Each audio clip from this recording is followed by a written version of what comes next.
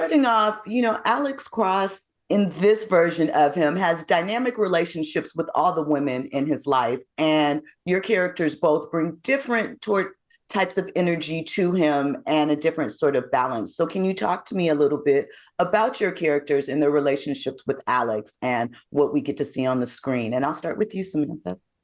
Sure, Jill. Thank you so much for this question.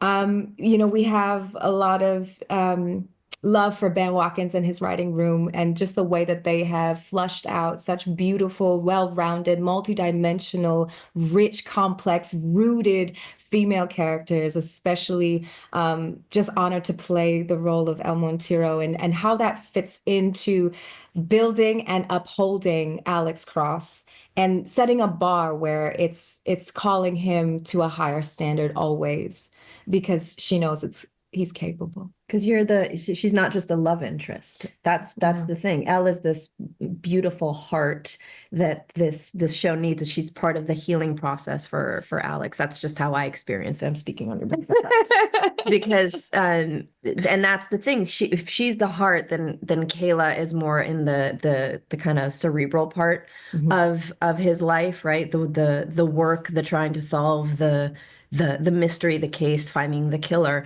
And that's what I play the FBI agent that helps him through this case. And that's kind of how we kind of, if she's the heart, the soul, the healing, Kayla belongs more in the cerebral, the chiming in the psychological chess game that they're playing.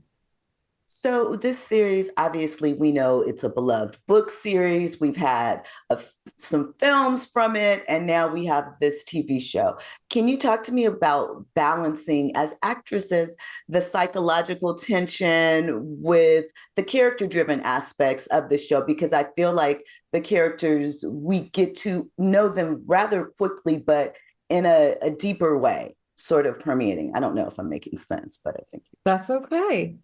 That's okay. I feel like that's for you. Very interesting. Well, I mean, let me see if I can gather. Do you mean like the psychological aspects of within the crimes, but how it reflects back to Alex and his relationships, and we get to see that over the course of that. That's why I feel like it's more because like I live in that, like I don't go into the other. Yeah. Yes.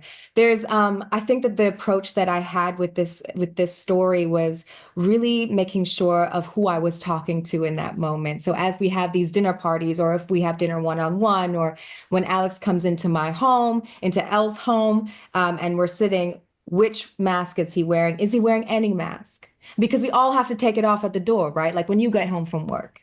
This is what we do. We de-shed everything that we put on to arm ourselves to be in the world and be successful. And then we're also imposed all the ones that society puts on us, depending on what kind of hair you have, what color you skin, So we all have to derobe when we get home. And so when Elle and Alex come back together, one of the things that was really interesting and more delicious for me to investigate as a storyteller, Samantha, was how Elle picks him apart and says, who are you now with me? Are you really the Alex from my childhood? Is this my friend?